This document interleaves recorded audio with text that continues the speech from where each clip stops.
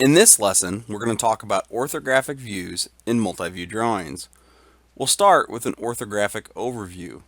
Then we'll move on to layer setup, and then we'll discuss construction lines. Most drawings produced and used in industry are multi-view drawings. Multi-view drawings are used to provide accurate three-dimensional object information on two-dimensional media, a means of communicating all the information necessary to transform an idea or concept into reality. The standards and conventions of multi-view drawings have been developed over many years, which equip us with a universally understood method of communication. Multi-view drawings usually require several orthographic views to define the shape of a three-dimensional object. Each orthographic view is a two-dimensional drawing showing only two of the three dimensions of the three-dimensional object. Consequently, no individual view contains sufficient information to completely define the shape of the three-dimensional object. All orthographic views must be looked at together to comprehend the shape of the three-dimensional object. The arrangement and relationship between the views are therefore very important in multi-view drawing. We're going to start this AutoCAD session by selecting AutoCAD. And we're going to start a new drawing from scratch. Before we get started drawing, there's a few settings that we need to change. The first one is we need to make sure that we select our units and go to 2 decimal places. To do that, we can type in units in the command bar. And we want to make sure it is set to decimal and that our precision is set to 2 decimal places. Once you're done with that, go ahead and say OK. It will close that. We need to then set our grid spacing and our snap spacing to both 0.5 in the X and Y directions. To do that, we're going to go down here.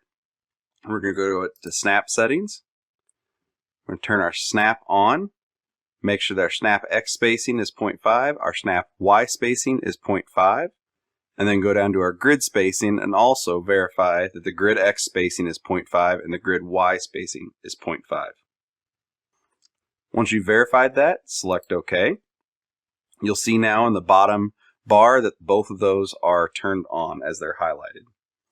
The next thing we need to do is set our layers. So we're going to go up to the Layer Properties Manager, select it. It's going to open up, and now we can create new layers. To do that, we're going to select the new layer icon, and we are going to create the following layers. We want a construction layer, and then we also want an object layer. The color of the construction layer should be white. We can make, if you need to, you can make this a little bit bigger. And you can slide these over so that you can actually see what they say. So the construction layer we want to be white. The object layer we want to be blue. And then the line type needs to be continuous for both of them. We also want to select the construction layer and make it the current layer. To do so, select the construction layer, and then up here we want to hit the one with the green check mark. You can see the construction layer is now the current layer. Once you've done that, go ahead and hit the close button, and you'll also notice that up in the top that you actually see construction as the current layer. One last thing we need to check is down in the status bar area, we need to reset the option buttons so that only the snap mode and the grid display are switched on. So if you have anything else switched on, switch it off at this time. Now we can start drawing our construction lines. Construction lines are lines that extend to infinity. Construction lines are usually used as references for creating other objects. We will also place the construction lines on the construction layer so that the layer can be frozen or turned off later. The first thing we need to do is select the construction line icon. It is not immediately visible on the toolbar, and so what we're going to do is hit the drop down on Draw, and you'll notice the construction line is right here. Go ahead and select that icon, and you'll see that in the command prompt area, it will say specify a point or horizontal, vertical, angle, bisect, or offset. To orient construction lines, we generally specify 2 points.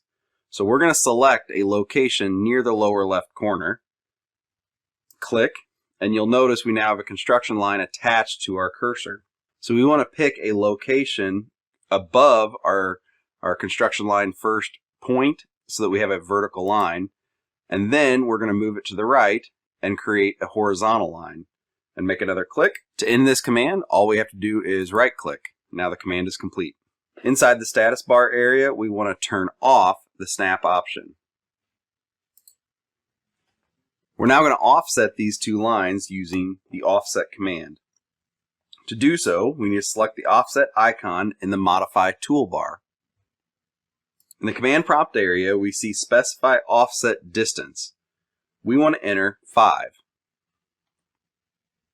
The command prompt area now says Select Object to Offset, and we want to select the vertical line. AutoCAD Next asks us to identify the direction of the offset. We want to pick a location that is to the right of the vertical line. If we right-click and choose Enter, that will end the offset command. In the command prompt area, click on the small triangle icon to access the list of recent commands. Go ahead and select the offset command. It's going to ask us again to specify offset distance. Notice that 5 is the default because that's the last thing we used. However, we want to offset 2.5 units. So we'll enter 2.5 and hit enter. It's now going to ask us to select the object that we would like to offset, select that horizontal line. It's going to want to know what direction to go, and we're going to go ahead and go vertically 2.5. We click, and then we can right click, hit enter. That exits the offset command.